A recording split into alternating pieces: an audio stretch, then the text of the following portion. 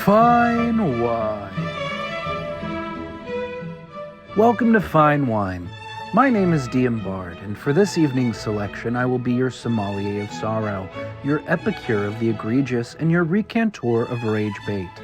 On today's menu, we have the job market. Nobody wants to work anymore. The generational divide, myth or meticulous intentional indoctrination. Generation after generation, the phrase "nobody wants to work anymore" has been a perfect cliff note in understanding the constant cultural gap dividing elders from their predecessors, with the former being geared towards traditional values, conservatism, and a general distaste for that they deem different or other, while the preceding generations are viewed as lazy, whiny, and extreme. But is that really what this phrase is about? Upon further inspection, we can see this from another perspective. The longer that you remain on this planet, the more time you have to accumulate wealth, like a snowball rolling down a hill. Moreover, money works like a magnet. The more you have, the easier it is to make. Therefore, those who have it become wholly out of touch over time, not knowing the basic value of commerce and completely misunderstanding how difficult the process of making money can be.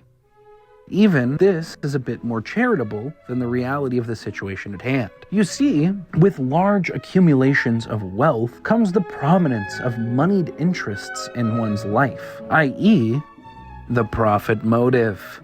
But more on that later. This lack of awareness, coupled with a general annoyance at being made aware of broader social issues, is at the core of the phrase "nobody wants to work anymore." Victim-blaming the have-nots has been a favorite pastime of the rich and powerful since the dawn of time. Flexing on the brokies is in our DNA, and to an even more vitriolic degree at the core of the American dream.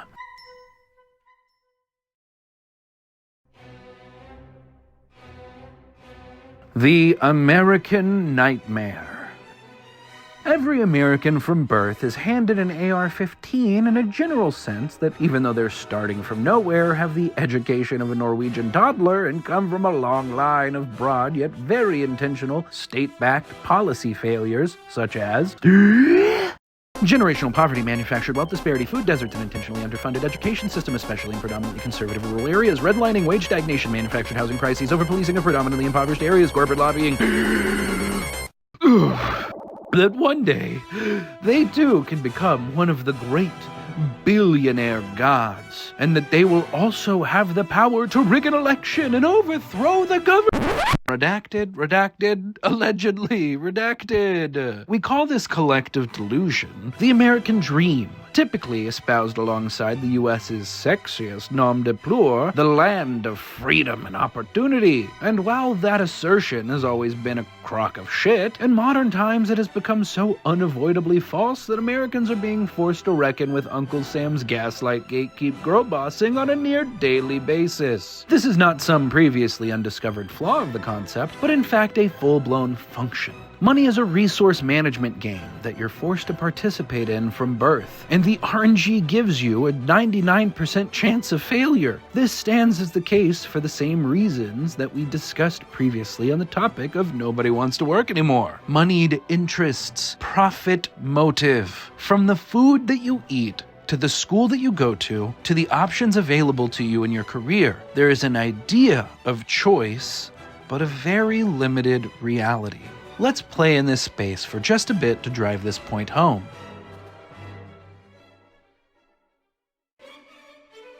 For fully anecdotal reasons, let's say that you live in Texas, born and raised in the rural outskirts of Houston, and by that I mean an hour and a half away from Houston proper. You got a baseline education, but your family has always struggled, and you were aware at a young age that college was a Hail Mary play for scholarships, with the off chance that you might only be saddled with a lifetime of debt rather than two, or you'd have to get creative with your career choices. The options in front of you: Walmart, a gas station, Walmart, fast food, Walmart, or becoming a performance art piece on the highway. Parody, redacted, parody. Even before you've graduated, your options have been severely narrowed. You have a decision to make. Do you work for Walmart, or do you leave this town and run forever? You decide that you'd rather avoid the potentiality of your pallbearers being clad in beige khakis and navy vests. You branch out to odd job after odd job, searching for equal parts fulfillment and a paycheck. Amusement park barker, graphic designer, medieval clown, and acorn, I will not provide context. And while all of them made ends meet for the time being, they never really became a career. Fast forward 5 years, you're on the straight and narrow, silly jobs are out, no longer viable. America is in decline. You're forced to work at, say it with me, a regional grocer native to Texas. The icy claws of capitalism have been at your back the whole time, but now more than ever, their grip is encroaching. Sure, your job is stable, but not financially. You needed 6 roommates just to survive the COVID lockdown, and now your numbers have been halved along with your household income. Push has come to shove. Your options have run out. You can't even consider employment as a decision at this point, and really, was it ever? No employment means no social life, no food, no home. You are trapped, and the wardens to your cell are dangling the key closer and closer to your face, one quarterly review at a time! Words of subjugation.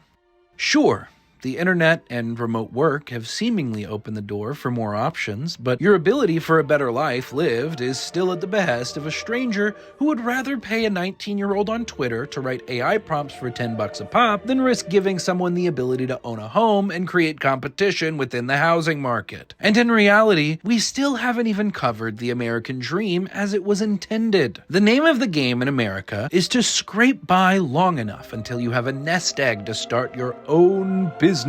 An entire country of small business owners sounds impossible, and that's because it is. In an economic model that requires one person to own and another person to serve that ownership, there is a baked-in hierarchy that is constantly at play and necessary. This very dynamic brings us right back to the phrase, "nobody wants to work anymore." It is the foil to a liberatory slogan, a warning from those who hold all the power. If you don't want to play by our rules, then you can starve. Nobody wants to work. Are you having to pay them more because of this? Sure. And not as good. Not as good. The workers they don't want to work. They want more money, and they're not even less quality. Less quality workers, but they're demanding for more.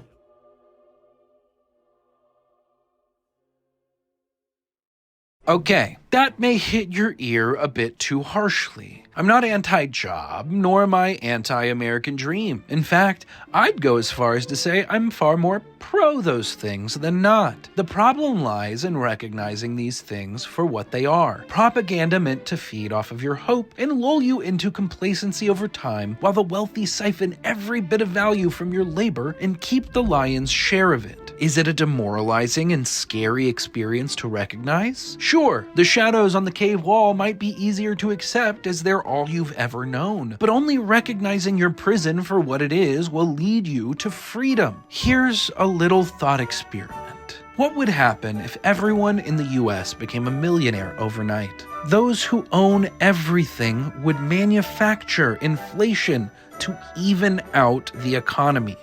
How? Well, they own everything. They set the prices for food, for gas, for housing. But why? Well, 2 major factors. If everyone has $1 million, that decreases the value of the overall wealth that they've already hoarded. And if everyone could afford what they need, then employers would have no leverage in keeping you bound to them as employees. The structure of this system has been rolled out and normalized over such a long period of time that it's been baked into our common social ethos as a fundamental truth. From Roman senators, to medieval kings, to aristocratic elites, to corporate CEOs. We are made to believe that some people deserve more than others. Equality is a myth made up by the lower classes to give them enough hope that they won't consider lemizing everyone born into their rightful position as wealth holders. This mass delusion is a double-edged sword. While those who hold all the power are casting these shadows themselves, they also harbor a hefty dose of paranoia for what might happen once their illusion is dispelled.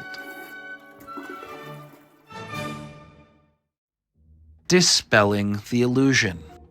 Let's sidestep for a moment and foray into why it's so painful to be alive as an American and why capitalism sucks so very, very badly. So bad. Let's simplify the average American's cost of living into three major necessities: housing, food, and transportation. In 2023, the U.S. Bureau of Labor Statistics found that the average American spent around $10K on food, $15K on transportation costs, and over $20K on housing, totaling out to around $60,000 a year for the cost of living in America. The minimum wage in Texas is $7.25 an hour, meaning that if a minimum wage employee works 40 hours a week for an entire year, they won't even make enough to cover their transportation costs, let alone the cost of housing and food. Most minimum wage workers are teenagers at McDonald's. They don't even deserve to make money. I hear you saying through your half-chewed jalapeno poppers, and my rebuttal, don't speak while chewing, you nasty, and also, are you a literal demon sent from hell? But I digress. To even live a life where you are just barely making ends meet on your own in America, you would need to make $31.25 an hour full-time. And if you're struggling to think of an entry-level job that would afford that level of pay, well, yeah, it's because they don't exist. What did I fucking tell you about the chewing? What about roommates? Well, to that I say, why are you constantly having to move the goalpost to find justifications for why this system isn't bad? The problem with people like this and following them down their callous lines of logic is that these are not genuine assertions or solutions. They're justifications. When you are at the seat of power, looking down at all those beneath you, equity is your greatest fear, because if everyone was as comfortable as those at the top, they would have nothing. When you have nothing to offer the world but your money, equity is the barrel of the gun staring down at you, reminding you that no matter what you do, you'll never truly be special or worthwhile. In America, it's your fault. You mean, maybe you're 18, sure, it's not. But by the time you're 25, if you're broke, it's your fault. You are making poor choices. Back to the drawing board. So the scene is set, and while I'd love to wax poetic over my disdain for capitalism without end, that is not for today's menu. We have endured through our appetizer onto the entree. Back to our little anecdote. All hope that you'll be treated as a human being is lost, and what you're left with is a LinkedIn account and 12 resumes to brute force through AI keyword searches. Your first week, you go hard in the paint. You've played the job application game before, but the game has changed. There are plenty of new bells and whistles that come with modern job search platforms, such as submitting your resume, then filling out your resume in employee question boxes, only to be asked to fill out the same things that were on your resume in a new application after your first interview, specialized quizzes that allow you to prove your skills, even though that was never a standard and only serves to undermine your resume, writing a 2-page cover letter for some reason because that's a requirement for all businesses ranging from actuary to Arby's associate, job scammers who make fake job listings to fish for personal information and steal your identity, another one of those, more of those, holy shit, why are there so many unregulated scammers here? And my favorite, fake job listings meant to inflate a potential employer's LinkedIn presence. All right, so this one started out as a theory, a game theory, or rather more of an observation. But after literally one Google search, I was made aware that this theory isn't just true, but it's being heralded by the corpos as an innovative new biz dev growth strategy.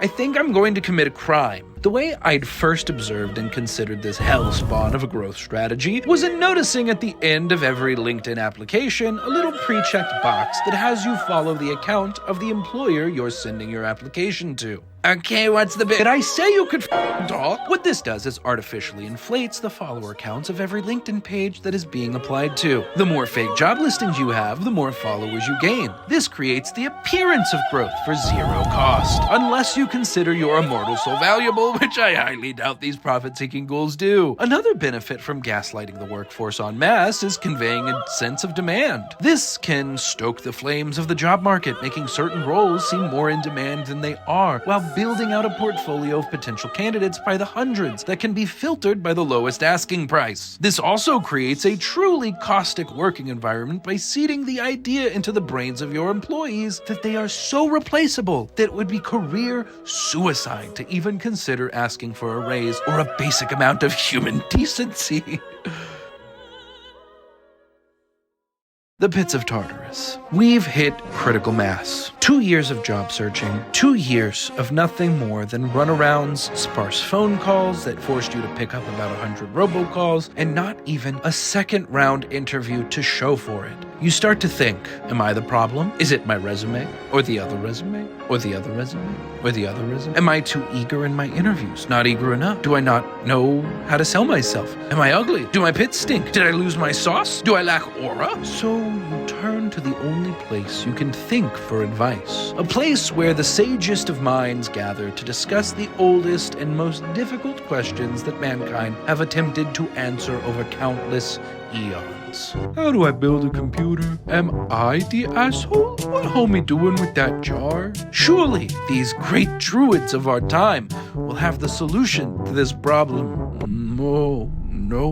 Oh no. Oh God, no. Oh no, there's a whole subreddit.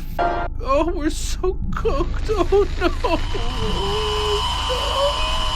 Job hunting is actual hell. I just received 2 rejection emails today, both after a second round of in-person interviews, and it's just a really, really terrible feeling. They were the first actual interviews I've gotten in the past 3 months, which makes the sting even harder. I know that I should presume that I haven't got the job until I have an actual offer letter in front of me, but I guess some part of me was still hoping. One of the positions was for an internship that they had 150 applicants for, which is ridiculous considering they are only hiring 1. Maybe I should be thankful that I even got an interview, but it feels like it doesn't matter since I didn't get the job anyway. Sorry about the rant, just another fresh college graduate trying to find a way out of unemployment. I've heard that the job market is tough nowadays, but this is really depressing.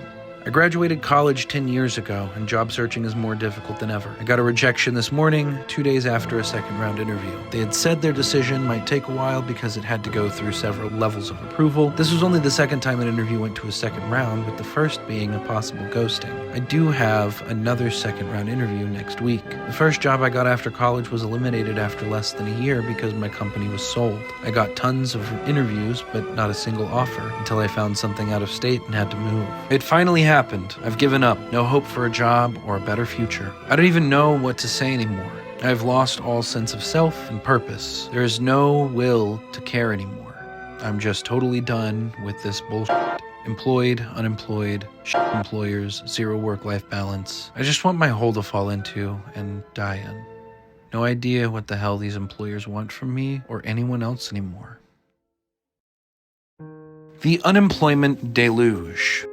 In 2025, it is projected that there will be around 19 million college students in the US. This includes approximately 16 million undergraduates and 3 million set to graduate by the end of this year. If you're struggling to connect the dots, allow me to paint a clearer picture. The housing market is astronomically out of reach for most Americans. Rent prices are skyrocketing by the hour due to corporate rental monopolies. Wage stagnation is worse than ever, and moreover, as we've laid out in this entire video thus far, the job market is closer to Pan's Labyrinth than it is to a source of economic relief for the populace. If this is the case today, then what hope do those 3 million graduates have come the end of 2025? What about 4 years from now? What about those that weren't lucky or privileged enough to go to college? We find ourselves staring up at an incoming rogue wave, over 19 million unemployed 20-somethings tall.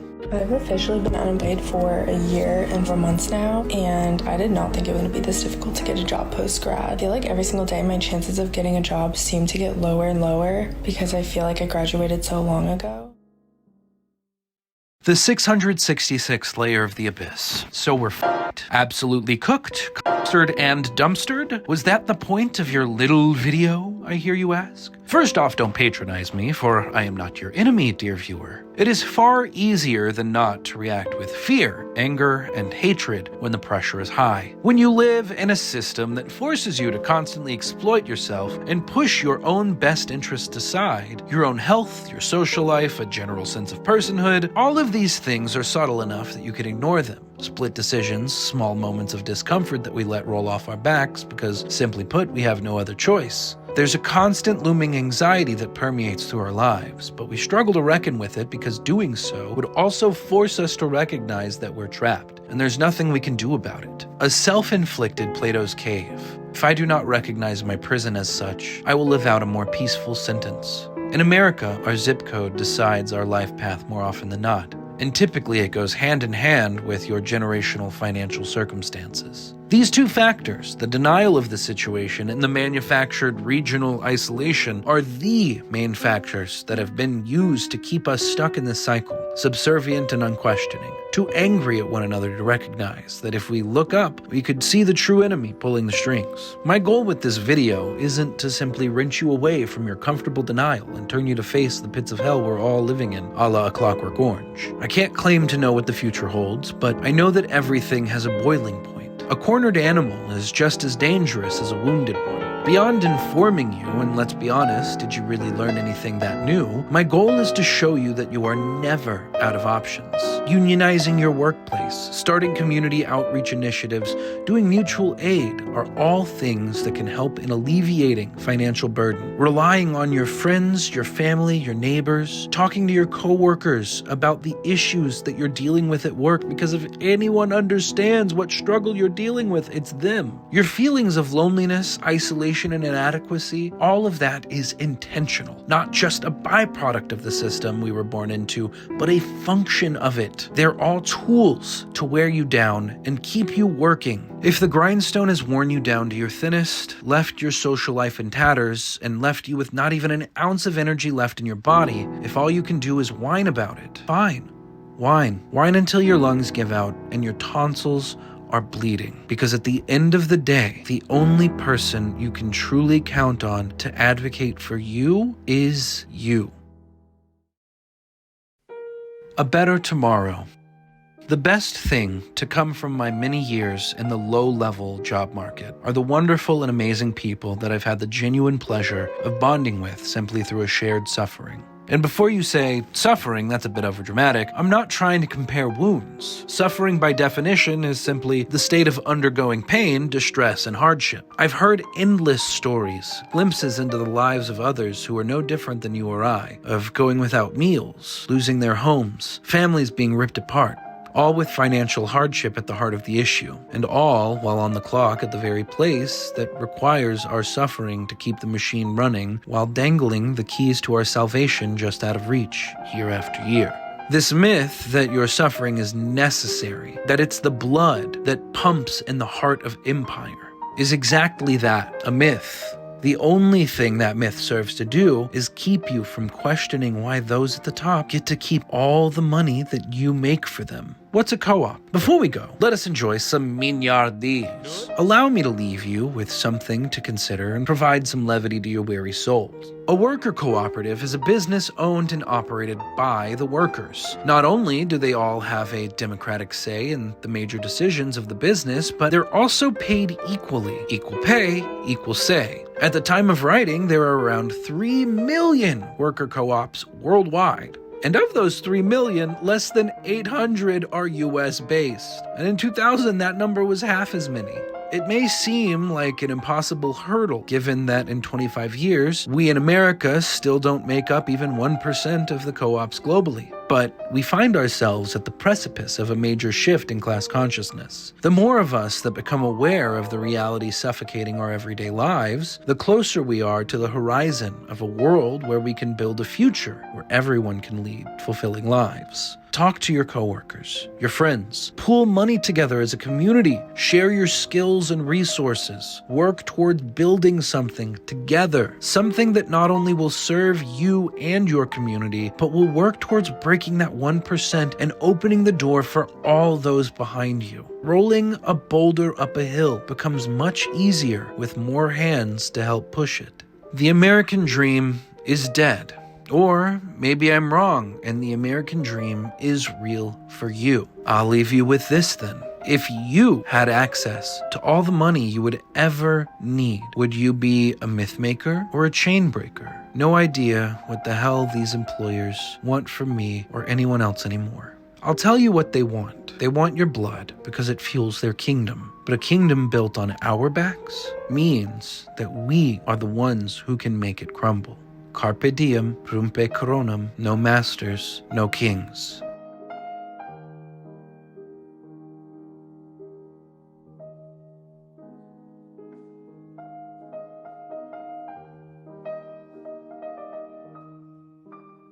Wow, what a yapper. If you made it this far in the video, thank you for watching. If you liked it, maybe hit the subscribe button. I'm gonna be making more stuff just like this and lots of other content down the road. One thing to look out for is a podcast that I'm doing called Clocked Out, where I have conversations with working class people about working class issues, and we just kind of, complaining about workplace stuff, I don't know, it'll be fun.